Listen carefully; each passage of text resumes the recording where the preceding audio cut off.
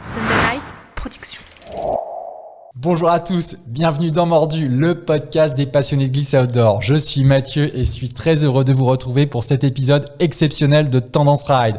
Aujourd'hui, j'ai le plaisir d'accueillir Julien Durand et Vincent André, cofondateurs de la marque de vêtements outdoor Picture.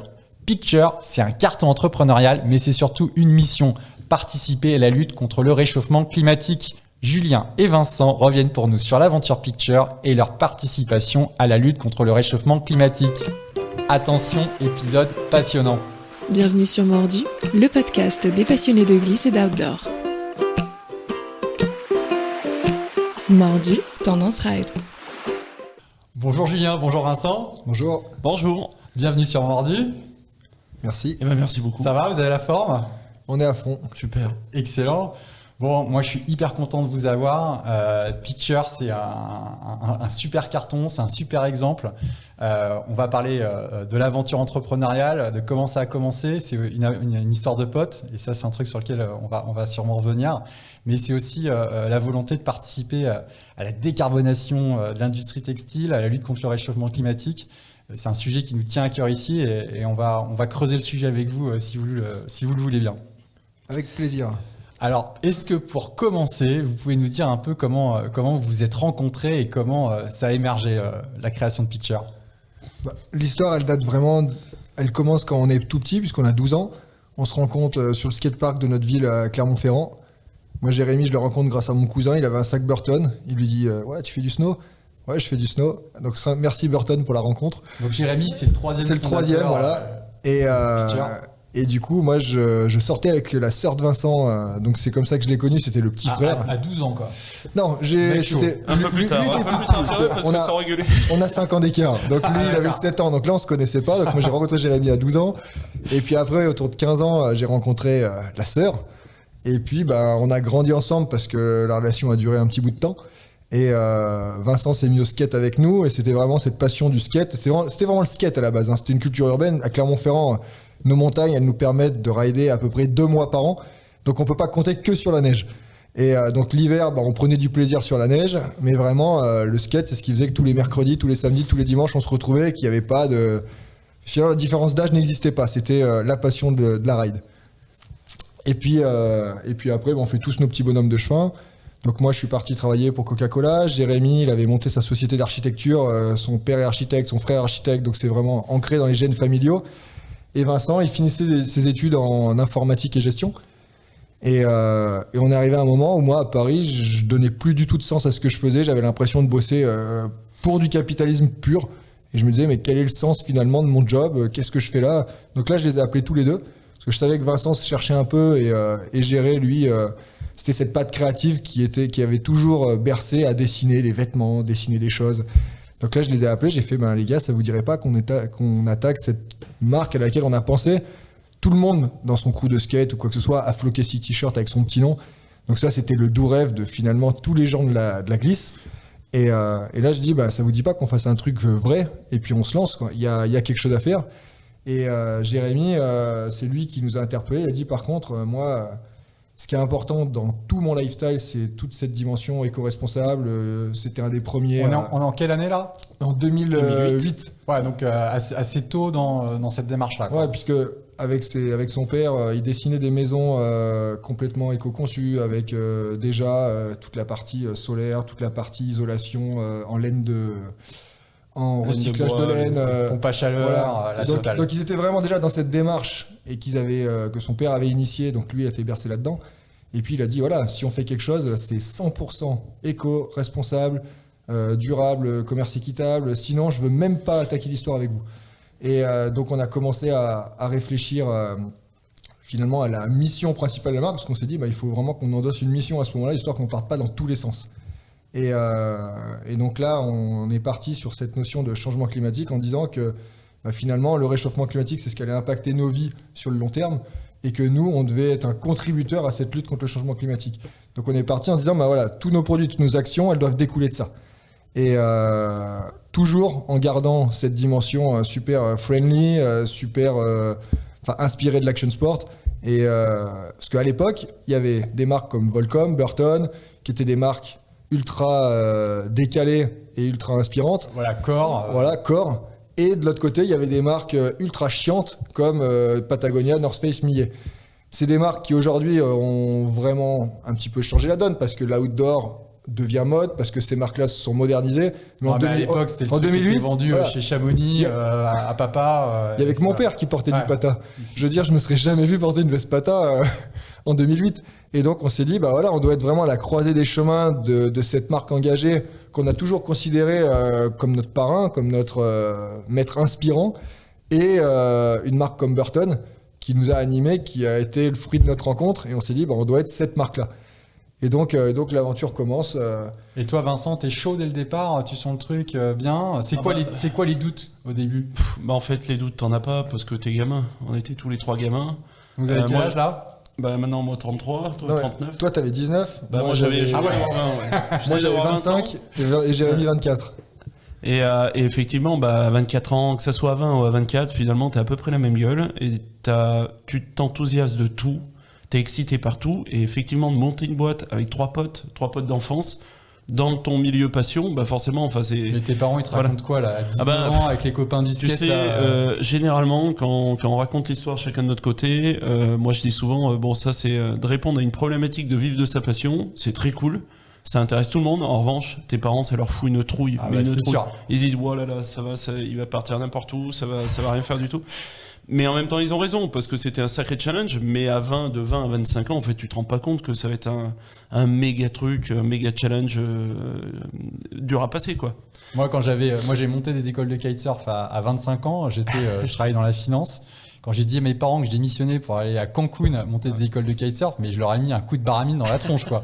Ils ont mis 3 jours à s'en remettre, hein. Et puis après, ils ont accompagné le truc. Donc, c'était un peu pareil chez toi. Bah, c'est exactement la même chose. C'est-à-dire, sur le coup, ils sont OK, où vous allez, les gars. Puis, on a bien vendu le projet. Je pense qu'on est quand même relativement assez terre à terre. Puis, on en avait tellement envie qu'en fait, quand tu as bien envie de faire le truc, tu le fais bien et tu le vends bien.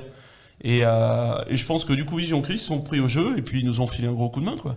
Et alors, comment ça a commencé? Ça a été carton au début Non, alors la première difficulté, ça, quand on entreprend, c'est quand même de trouver les premiers financements. Donc, parce que finalement, t'as beau avoir l'idée, t'as beau être hyper enthousiaste, s'il n'y a pas de sous, il n'y a pas de sous. Donc là, nous, on avait chacun 35 000 euros de nos économies, de 3-4 ans de vie professionnelle à faire la petite souris et la fourmi. Et finalement, première année, on bosse avec Jonathan et Fletcher, donc un bureau d'études de recherche et développement sur le vêtement textile technique.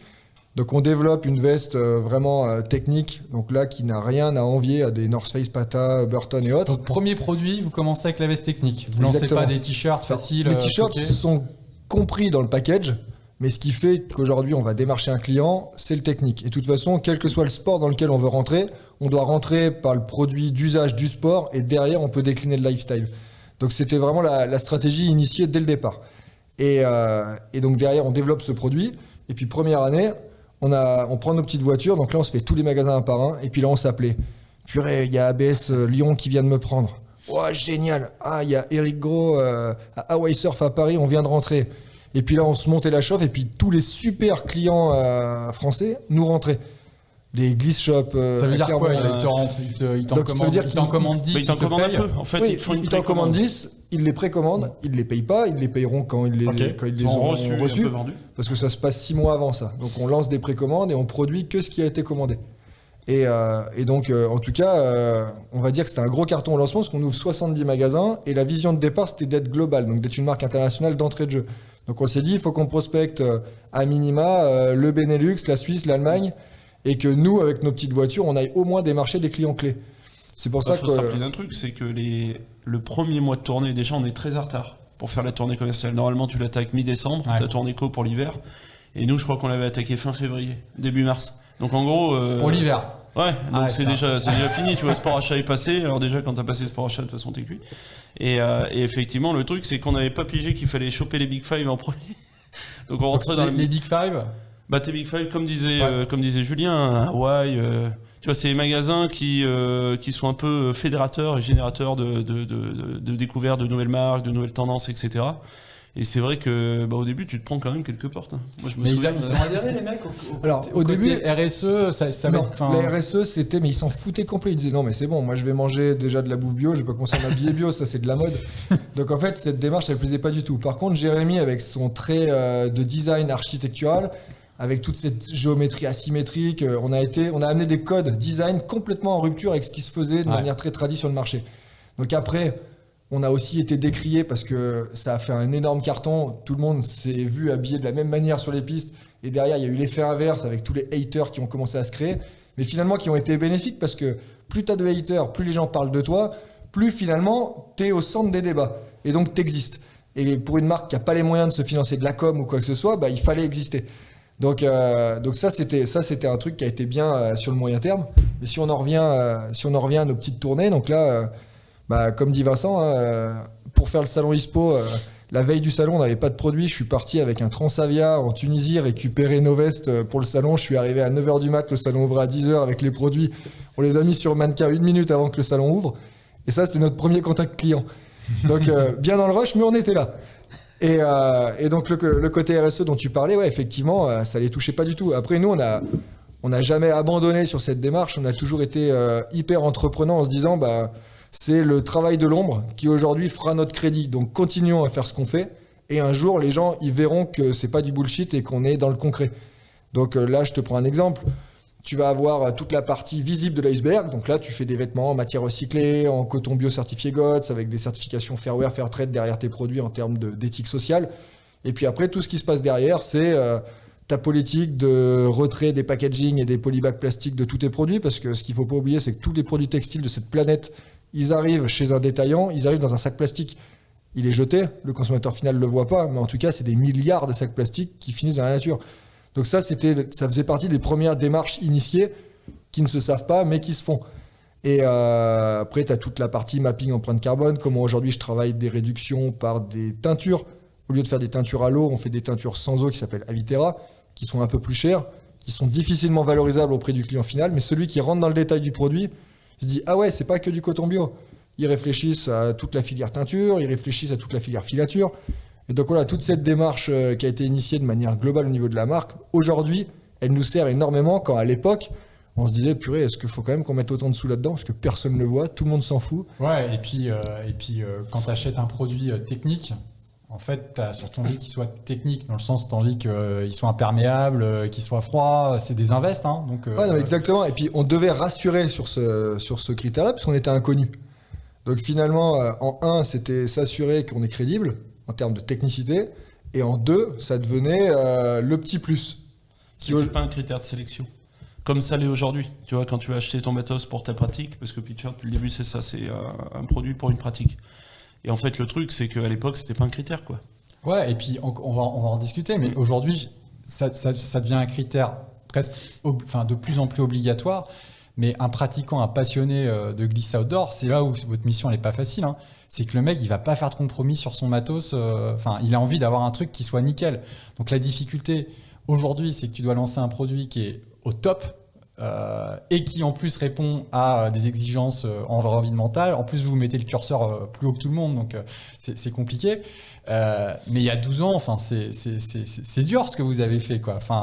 Et alors, moi, c'est aussi. Mais il fallait quand même se différencier. Tu vois, des Volcom, des Burton, Ouais. ça qui est à côté de nous. Et qu'est-ce qui te fait exister dans ce milieu, à part un design en rupture, une philosophie différenciante, et ce qu'on a voulu faire aussi à travers l'ADN Picture. Parce que là, on est sur les valeurs éco, mais l'ADN fondamental à travers la bande des 3 potes, c'est aussi d'être hyper inclusif. Chose qui n'existait pas en 2008. On avait ce clivage, skateboard, snowboard, ski. Et les gens ne s'aimaient pas entre eux, chacun avait sa pratique. Et du coup, plus l'évolution des pratiques s'est faite à travers les années, s'est démocratisée, plus il y a eu d'inclusivité. Aujourd'hui, on prend une station de ski, les groupes de snowboarders ride avec des skieurs, ils sont potes et puis ils vont partager ensemble. Et du coup, ces 3 valeurs fondamentales qui étaient ride, protect and share, qu'on avait écrit au début, on avait dit tous nos produits, toutes nos coms, toute notre essence, elle doit refléter de ces 3 valeurs. Rider, protéger, partager. Et donc du coup, c'est aussi quelque chose qui a fait que on s'est trouvé de la consistance dans les messages, dans la manière d'apprendre. Et Vincent a a vraiment contribué sur la partie partage en termes de com parce qu'on a exploité ses talents humoristiques. Ah, Un peu, des fois, va demander des bon, ça lui a fait un peu défaut parce que. Un peu à mon détriment de mon image, mais bon, faut bien donner de sa personne dans cette vente. Mais en tout cas, ouais, on a ce trio, on s'est aussi exploité nous-mêmes en com pour inviter les consos à se dire, je ressemble plus à Vincent, à Jérémy ou à Julien, où on a 3 personnalités totalement différentes et on l'a joué un petit peu bande de super-héros dans nos coms. Et ça, c'était vachement important aussi de donner une dimension, de proximité, une dimension atteignable. Tu vois, on n'est pas la marque satellisée où personne n'est touchable. ce qui est marrant là, quand tu racontes ça, c'est qu'on se dit que dès le départ, vous aviez la vision, la proposition de valeur calée, Ride Share Protect, la bonne idée sur le design, la vision sur la RSE. Est-ce qu'il y a néanmoins des erreurs que vous avez faites ? Oui. En fait, le truc, c'est que cette vision, elle arrive assez naturellement. En fait, là, comment on l'explique ? Parce qu'en fait, on s'est un peu inspecté nous-mêmes, et en s'inspectant nous-mêmes, on a trouvé qu'effectivement, les choses se sont mises en place comme ça.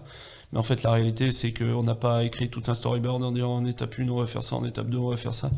Et les 5 premières années, c'est vraiment nos caractères, nos envies, nos passions, et tout ce qui gravitait autour, qui a fait que les choses se sont construites comme ça.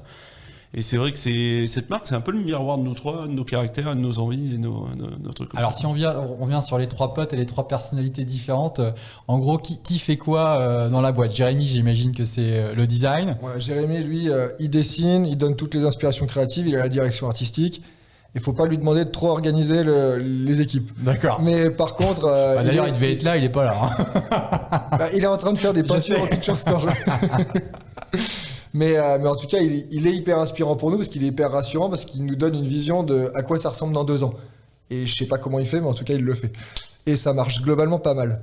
Et puis après, avec Vincent, on s'est divisé un petit peu les tâches. Moi, j'ai pris en charge toute la partie marketing, vente, développement. Et lui, toute la partie finalement en amont, qui est la partie compta, finance, gestion, administration des ventes, toutes les fonctions support. Et du coup, nous, on bosse globalement quotidiennement ensemble parce qu'on est hyper interconnectés. Quand Jérémy est plutôt un électron libre qui nous nourrit de sa créativité, quoi. Est-ce que vous pouvez nous raconter un peu le moment où on comprend, voilà, ça a été une trajectoire avec un vrai succès. Donc au début, ça cartonne d'abord en France. Alors ouais, le marché domestique, il a commencé puisqu'on faisait 80% du chiffre sur le marché domestique, mais dès la première année, on avait quand même 20% à l'export. Et ça, c'était important. Le choix du non-picture également.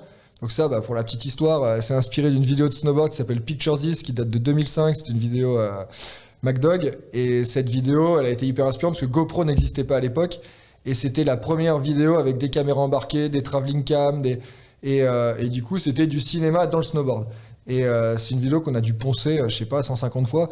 Et quand on faisait le brainstorming du nom de marque, c'était une VHS à l'époque. En plus, c'était même pas un DVD. Il y avait cette VHS où il y avait écrit Picture This. Et puis Jérémy a écrit Picture sur le petit ticket de brainstorming. Ça faisait quand même 10 jours qu'on n'était jamais d'accord quand on cherchait les noms. Au début, on a commencé par des noms à la con aussi. Parce que tu sais, quand tu démarres le soir, un peu tard, forcément, tu commences à gribonner des trucs. Alors, le nom de Salade est arrivé, mais je pense qu'on serait pas en train d'en parler si ça avait été ça. Salade. Ouais, c'est... Je suis pas sûr que tu nous aurais invités, mais... C'est engagé. C'était engagé.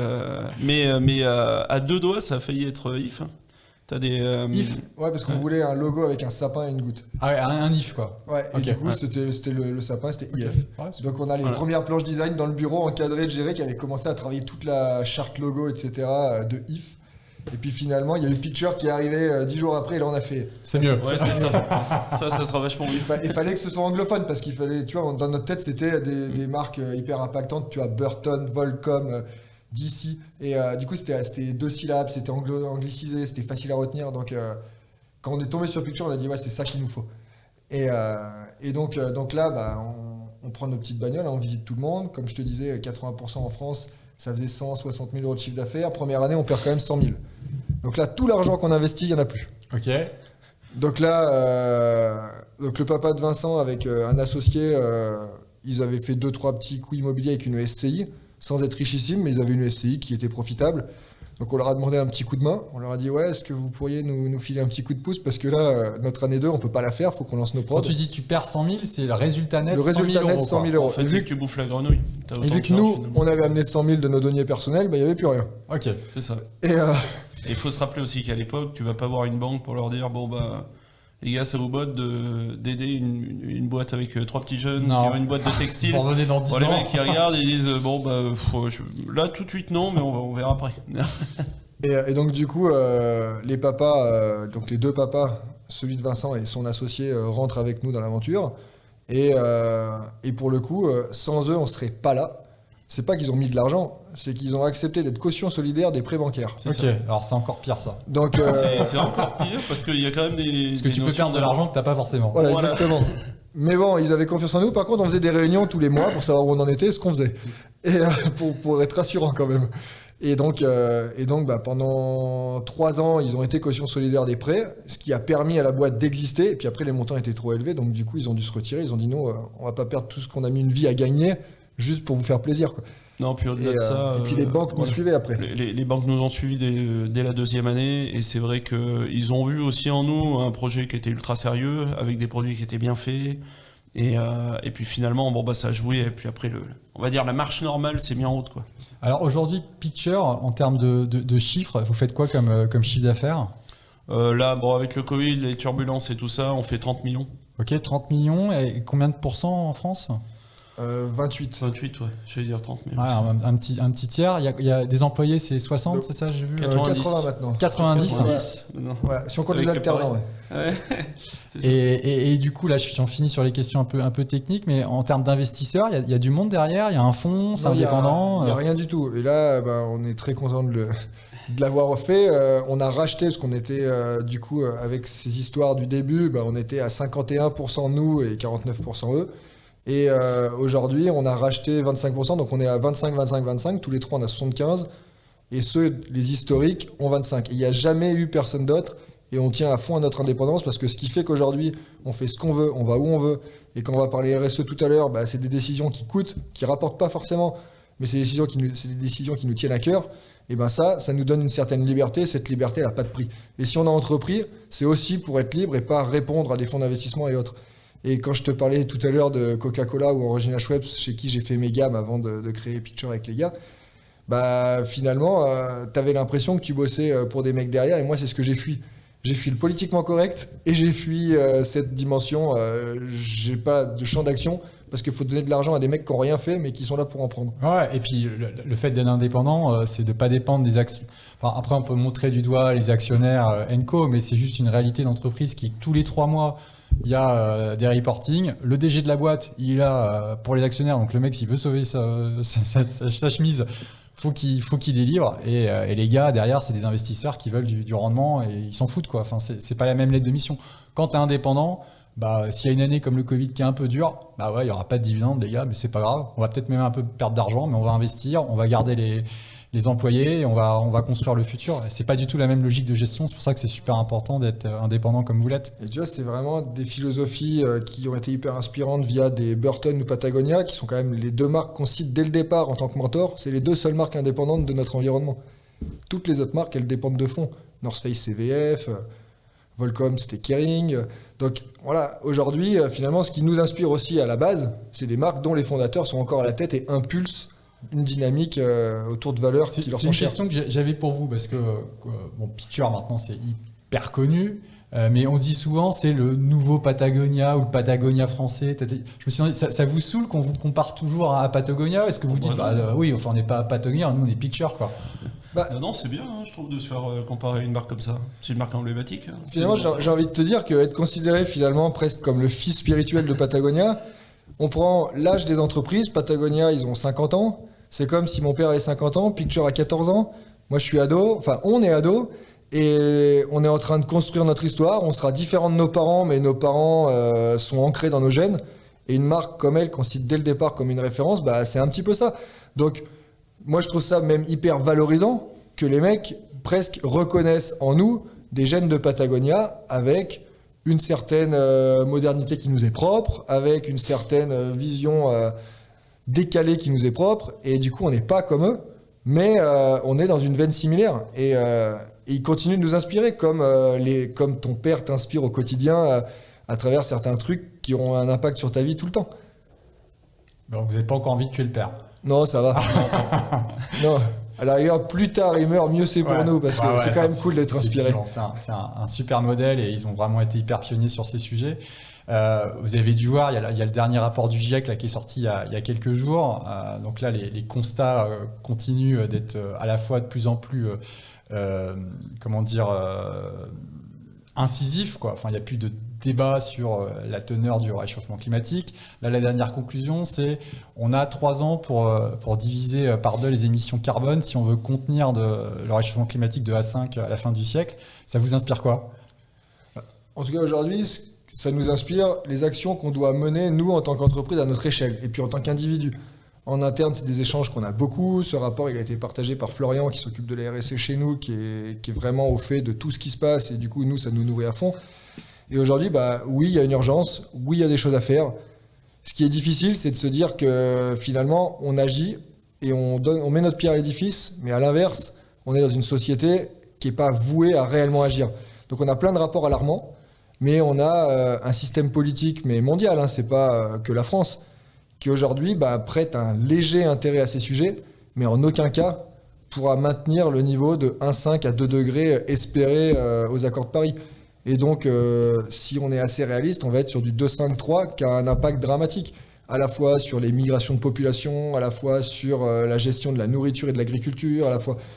Là, je vais pas rentrer dans le détail du rapport dont on a pris connaissance il y a 3 jours. Mais... Ouais, bon, en synthèse, faut arrêter la voiture individuelle, faut arrêter de manger de la viande.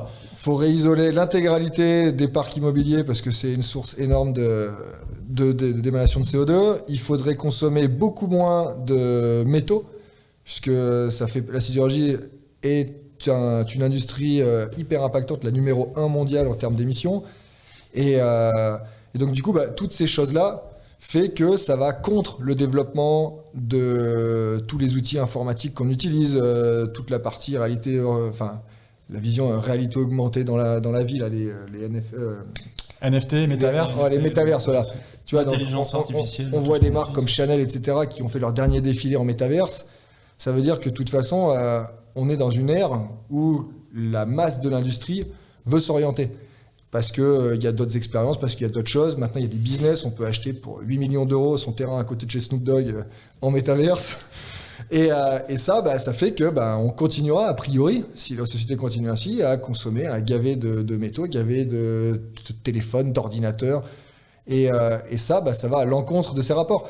Donc, on a des phénomènes sociétaux où nos sociétés, on a l'impression qu'elles vont à l'encontre d'un constat qui fait que peut-être dans 30 ans, ils auront beau avoir tout le confort qu'ils veulent, ils pourront plus vivre. Ouais, et puis tu peux même dire que la récente crise, le Covid, la façon dont on a tous réagi, hein, et moi le premier, hein, parce que je suis loin d'être exemplaire, mais c'est de se dire, je vais m'acheter alors à Paris une résidence secondaire, et puis je vais encore plus partir parce que télétravail. Je me suis mis un nouveau poste de travail chez moi, comme ça j'en ai un au bureau. Enfin, on a tous multiplié la consommation, alors qu'il faudra aller exactement dans l'autre sens. Ce qui est hyper intéressant, vous, dans la façon de vous communiquer et dont vous faites chez Pitcher, me semble-t-il, c'est alors déjà premier truc, est-ce que vous faites du Made in France? Alors, du Made in France, on en a un petit peu sur des produits à tout petit temps de main-d'œuvre. Parce que la vraie problématique qu'on rencontre, c'est pas avoir des matières premières. Et d'ailleurs, les matières premières qui sont faites en France sont essentiellement issues de fils qui viennent d'Asie, qui viennent d'Afrique du Nord pour le coton, ou d'Inde. Et donc, du coup, après, ici, chez nous, on va avoir quelques métiers à tisser, quelques tricoteuses, mais rien pour pouvoir alimenter un volume important. Et une fois qu'on a les matières premières, c'est la main-d'œuvre. Et là, le coût de la main-d'œuvre, je vais prendre l'exemple d'un t-shirt et d'une veste de ski. Comme ça va vulgariser la chose. Un t-shirt, on est sur une main-d'œuvre de 5 minutes, coût efficient. Et donc, un t-shirt aujourd'hui qu'on fabriquerait, donc je vais prendre la Chine.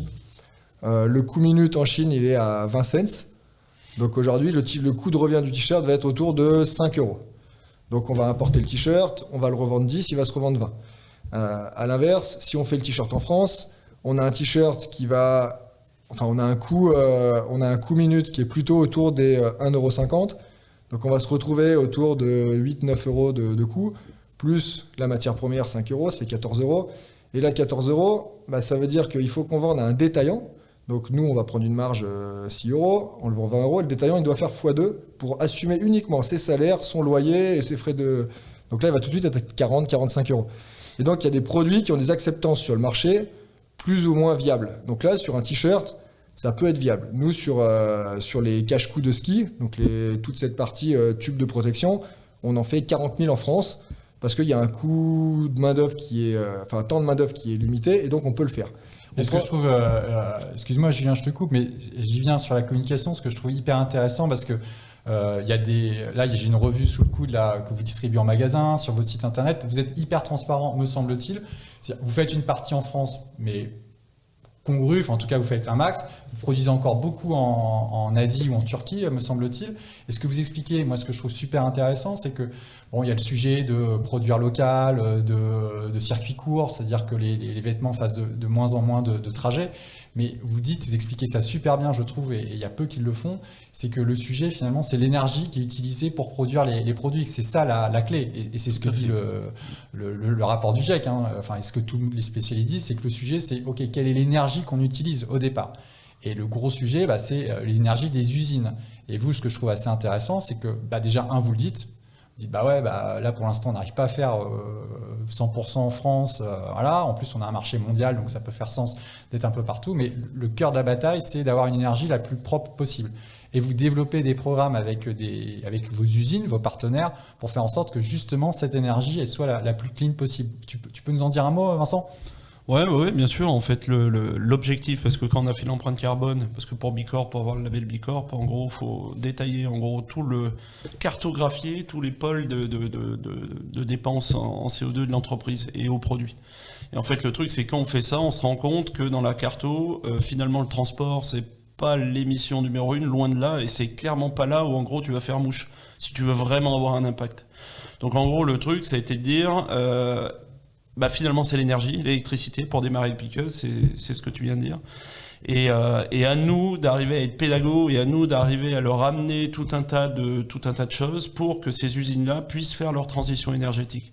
Et c'est ça l'objectif. Et les 2 grosses usines qui nous produisent aujourd'hui, qui font à peu près 85%, pour pas dire 90%, du CA ou même en volume ou en kilo-euros, on va dire, on est Chine, donc avec l'usine Leliane et puis l'usine Cefili en Turquie, à Izmir.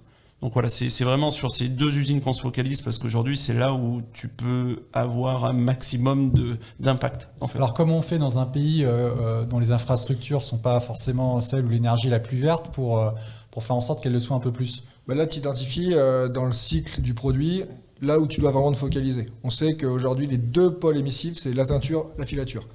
Donc là, on a commencé à s'attacher à c'est quasiment 65% du coût carbone d'un produit. Donc là, derrière, tu rentres en contact avec ces usines parce que c'est des sous-traitants de ton partenaire. Donc déjà, il faut arriver à les identifier, à les rencontrer. Et le partenaire a l'impression que tu vas lui faire un petit dans le dos. Donc déjà, il faut passer cette barrière de la confiance en la transparence. Et une fois que tu as passé ça, après, tu attaques des discussions sur, aujourd'hui, d'un point de vue pédagogique, le mix énergétique du pays. On va prendre l'exemple de la Turquie, 80% c'est de la combustion de charbon qui va créer de l'électricité. Et donc, c'est leur dire comment on essaye de passer en énergie verte. Là, il n'y a pas 1000 solutions. Le solaire, dans des pays comme la Turquie, c'est ce qu'il y a de mieux et de plus efficace. Donc là, c'est comment aujourd'hui on met en place un programme collaboratif. Vous nous augmentez un peu les prix, ça vous permet de financer ça. Vous, de votre côté, vous investissez, c'est du donnant-donnant. Mais ça, c'est pas à l'échelle de Picture qu'on peut le faire, parce qu'un filateur qui va filer pour toutes les boîtes de la région, nous, on représente 0,01% du CA, donc il va nous regarder avec des grands yeux et faire les petits retourne jouer avec tes jouets. Là. Et donc, du coup, là, c'est là où c'est super important de se fédérer en tant qu'industrie. Donc, c'est là où des boîtes comme Decathlon qui produisent et achètent leurs fils à ce même endroit, on a commencé à avoir des échanges, à avoir des enjeux communs. Et donc là, on est sur des enjeux planétaires, on n'est pas sur des enjeux de compétition. Et donc là, on a commencé à parler d'une même voix ensemble auprès de cette usine. Et là, ils ont commencé à nous écouter. Et puis donc, du coup, d'autres marques viennent se rallier à la cause. Et sur cette base-là, en fait, c'est ensemble, dans notre union, qu'on est fort. Et cette usine, aujourd'hui, en Turquie, là, autoproduit 40% de son électricité en énergie solaire. Et du coup, elle vient contrebalancer le mix énergétique du pays. Et du coup, baisser drastiquement notre coût carbone. Et donc ça fait partie de ces leviers que tu as en tant que boîte. Mais sans les autres, tu peux pas le faire.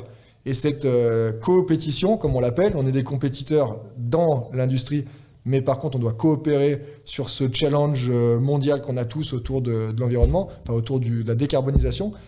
Là, pour le coup, un autre exemple, c'est avec la marque Tentry, la marque Prana, donc une marque canadienne, une marque américaine. On fait des échanges de best practice pour retirer tous les packaging de tous les produits. Donc c'est comment aujourd'hui je suis capable d'une usine de livrer un produit sans plastique qui va traverser l'océan dans un carton, qui va être entreposé dans un entrepôt plein de poussière, qui ensuite va aller chez un client dans un autre entrepôt puis en rayon. Et il faut que le produit arrive propre. Et donc du coup, là, c'est là où chacun dans nos supply chain, on a fait des essais, on les partage. Et il y a même des détaillants maintenant qui se sont intégrés à la démarche. Des gens comme REI version américaine. Donc c'est l'équivalent du vieux campeur américain qui aujourd'hui se sont associés à la démarche et du coup font les retours par rapport au magasin, mettre en place, ils appellent ça la packaging policy. Toutes les marques à l'avenir qui livreront en polybag seront facturées de 10 cents par polybag livré. Donc ça veut dire que, parce qu'ils considèrent que eux, ils ont un coût de recyclage parce qu'ils ne veulent pas être le bout de chaîne qui génère le déchet. Et donc ils ont dit, nous on va mettre en place toute la filière pour recycler. Par contre, bossons ensemble pour avoir la même qualité de packaging. Quand c'est un t-shirt blanc, on n'a pas le choix, il sera dans un polybag. Et à ce moment-là, on prend tous la même référence pour qu'il soit recyclable.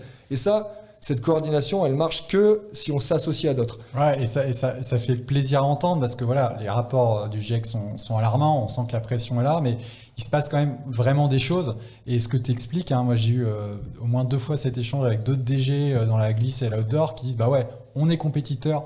Par contre, sur tout ce qui est RSE, on partage les best practices, on se file les tuyaux, on essaye d'y aller ensemble parce que c'est la seule façon d'y arriver. Il y a l'effet de taille, et puis il y a le fait qu'il faut aller vite, quoi.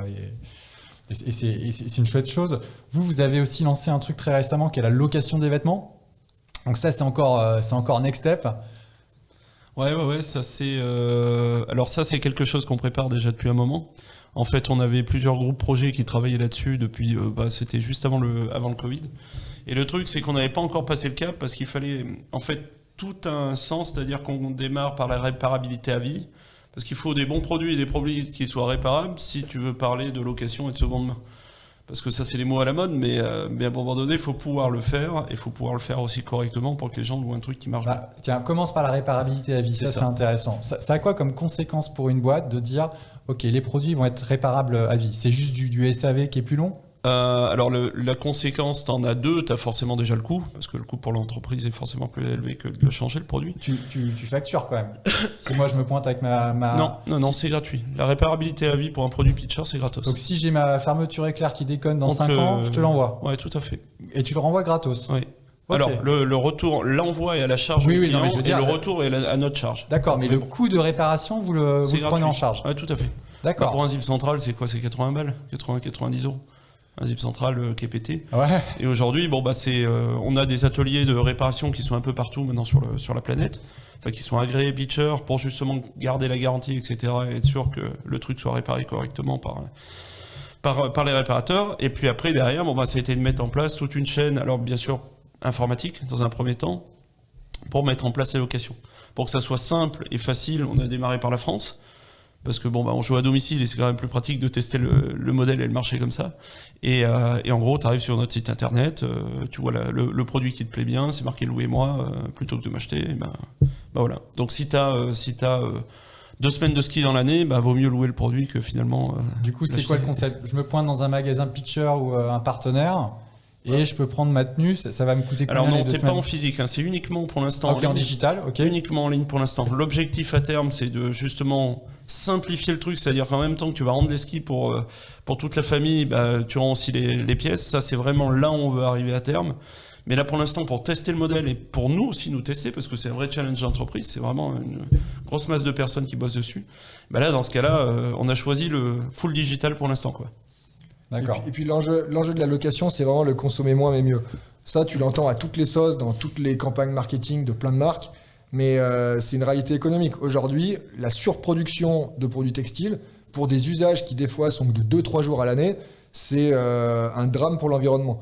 Donc l'idée, c'est de se dire, aujourd'hui, ce qu'on veut, c'est plus vendre des produits, c'est vendre des usages. Et du coup, à partir du moment où tu vends un usage, tu peux louer à la journée ta combi pour un usage.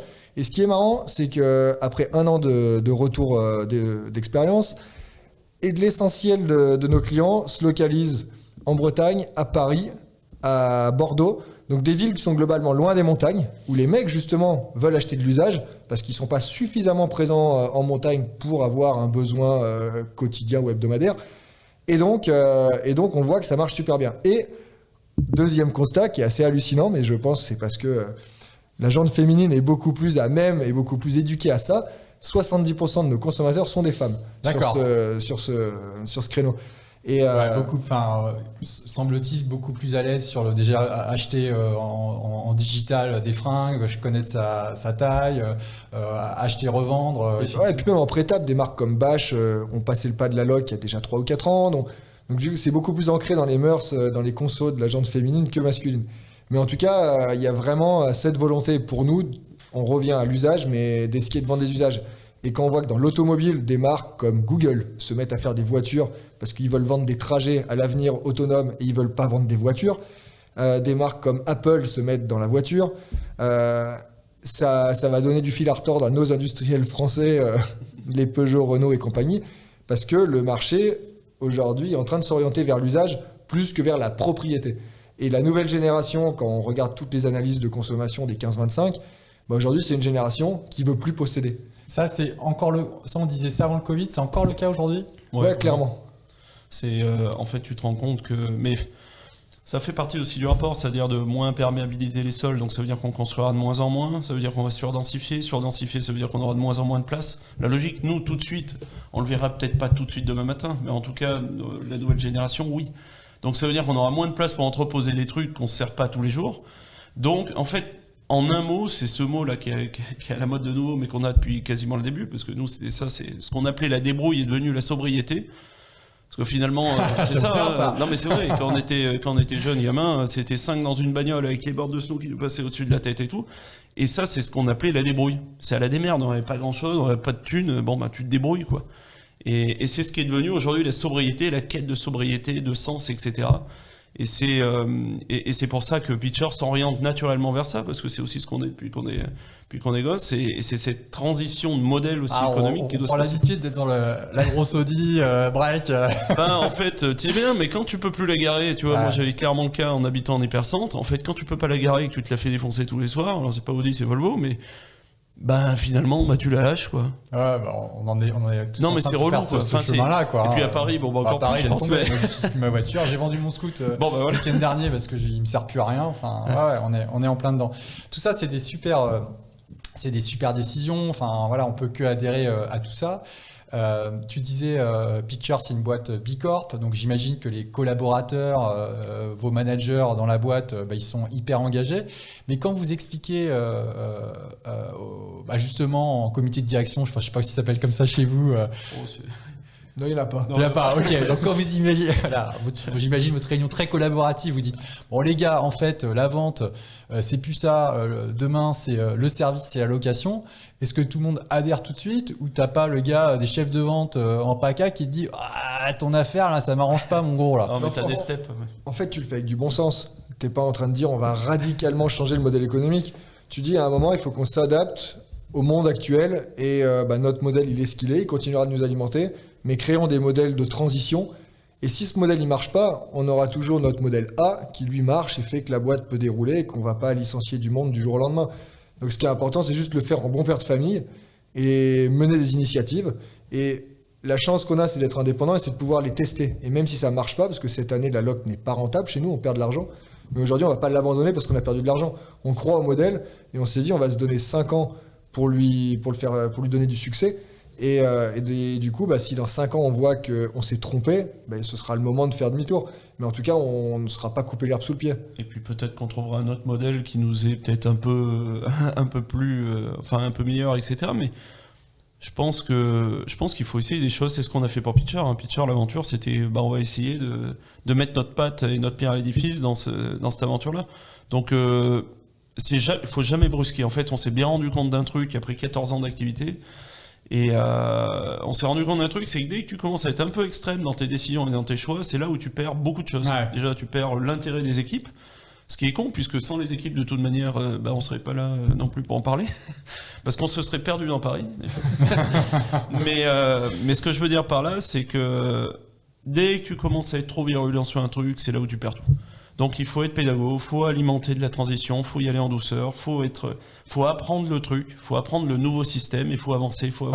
C'est-à-dire que vous vous mettez un peu en pionnier sur le sujet, mais vous n'êtes pas non plus en mode radicaux dans vos il faut pas. Ouais. Exactement. Et puis on a appris aussi de nos erreurs parce qu'on a braqué nos détaillants par contre. Ouais. Ah bah oui. Parce je parlais des commerciaux. Parce que pour le coup, autant en interne, on a fait adhérer parce qu'on a été communicant, autant en externe, on a très mal communiqué sur le sujet. Et les détaillants se sont dit, on a reçu des mails incendiés. Vous voulez la mort du détaillant, vous voulez passer en direct sur de la location, vous considérez qu'il faut plus qu'on vende. Alors à quoi on sert pour vous? On est uniquement des outils de votre marketing. Donc du coup, on a tout de suite créé une espèce de gap entre la marque et les partenaires, alors qu'il n'y en avait jamais eu jusqu'à présent. Et puis il n'est pas question de ça. Ouais, et puis c'est même pas du tout la volonté, c'est juste que... Et puis en plus, là, on est en train de les intégrer dans le projet pour qu'ils puissent être aussi centre de collecte, centre de dépôt, etc., notamment en station de ski. Et on est en train de dupliquer le modèle sur la partie surf avec les combinaisons en station balnéaire, sur les bons spots de surf, avec des écoles, donc voilà, donc tout ça aujourd'hui, c'est aller un peu à l'encontre de la démarche qu'on avait en interne, et il a fallu qu'on réapprenne à communiquer. Et finalement, sur tous ces sujets, ce qui en fait le succès aussi, c'est la capacité à communiquer sur le sens, le pourquoi, et quand on oublie un rouage de l'engrenage, ça grippe. Ouais, et puis tu te dis, en fait, le marché il peut aussi grossir parce que tu peux, au lieu d'aller acheter des combis, tu vois, la combi de surf, tu vas l'acheter en premier prix, pas cher, et puis elle est toute pourrie au bout de 3 saisons, elle est naze. Tu peux être dans un marché plutôt de location, d'aller acheter du haut de gamme, du truc qui tient, où t'as chaud, pas le truc détendu, où t'as froid au bout d'une demi-heure. Donc ouais, il y a un bon modèle. Mais tu vois, je me faisais la réflexion, c'est là où je trouve que c'est hyper intéressant ce que vous faites et le fait que ça marche, et c'est chouette. Mais tu vois, moi, il y a pas longtemps, j'étais à Biarritz et je passe devant le magasin de pictures de Biarritz. Et je me dis, tiens, et j'avais pas de casquette. J'avais oublié de prendre ma casquette et il faisait beau, je vois là à Biarritz, tu vois, ça arrive. Je me dis, tiens, je vais aller chez Picture, j'aurais jamais acheté de produits, je les vois peut-être dans un mois ou deux, je vais prendre un truc. Donc je rentre dans le magasin, je regarde les produits, je me trouve une petite casquette, machin, puis je commence à regarder, je regarde aussi la doc sur la consommation durable, patati patata, je prends le produit, je regarde les étiquettes, là je tombe sur le label Bicorp, machin, puis après je dis... est-ce que j'en ai vraiment besoin de cette casquette? Du coup, je n'ai pas acheté votre casquette, les gars. Trop de communication là-dessus. Mais c'est pas facile à tenir comme marketing. Donc moi, tu vois, je ressors, je dis, en fait, j'en ai pas vraiment besoin, je la prends pas. Et c'est là où c'est dur pour une boîte parce que faut quand même séduire, vendre et trouver le bon degré. Je le trouve pas simple. Et c'est intéressant de vous dire que voilà, vous n'êtes pas dans la radicalité, vous essayez de jauger le truc et de faire avancer le truc dans le bon sens sans braquer tout le monde. De toute manière, faut expliquer les démarches. Après, si les démarches t'as fait ne pas acheter en quête de sobriété parce que du coup tu t'es dit que finalement est-ce que j'en ai réellement besoin, ça veut dire que ça a marché et finalement on est content.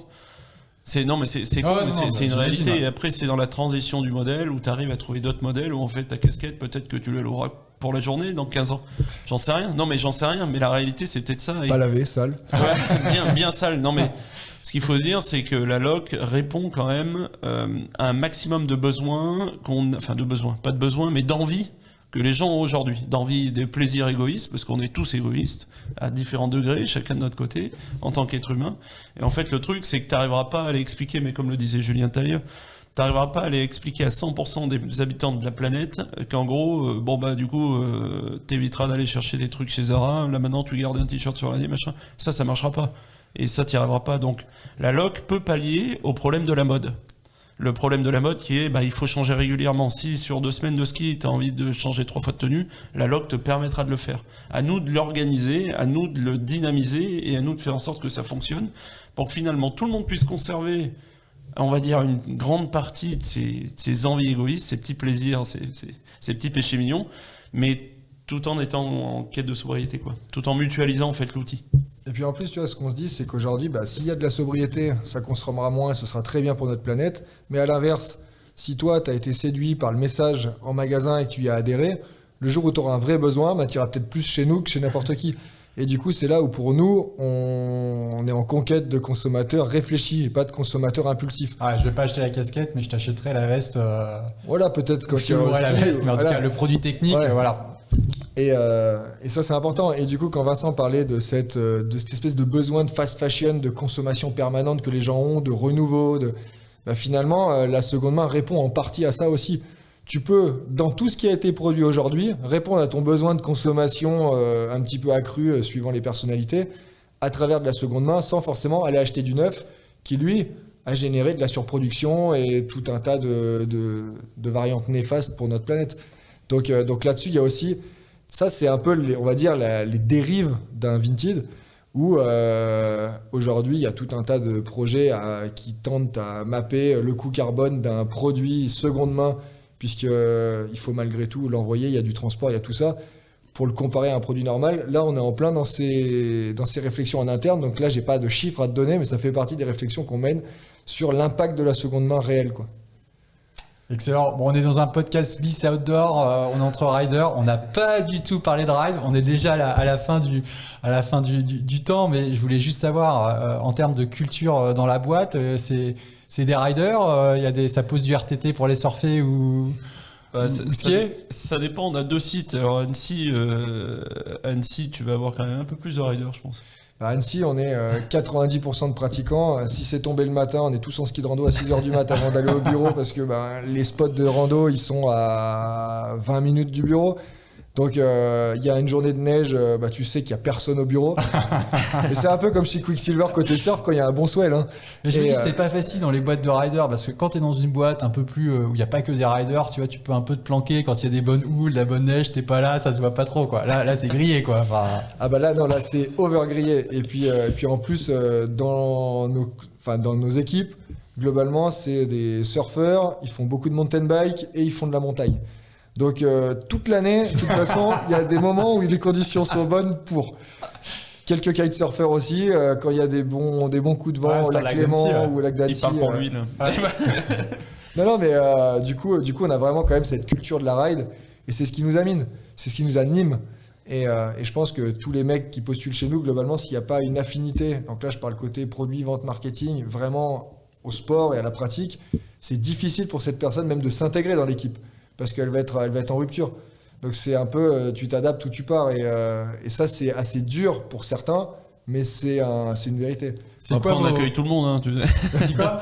Je dis on accueille tout le monde, on est sympa. Hein.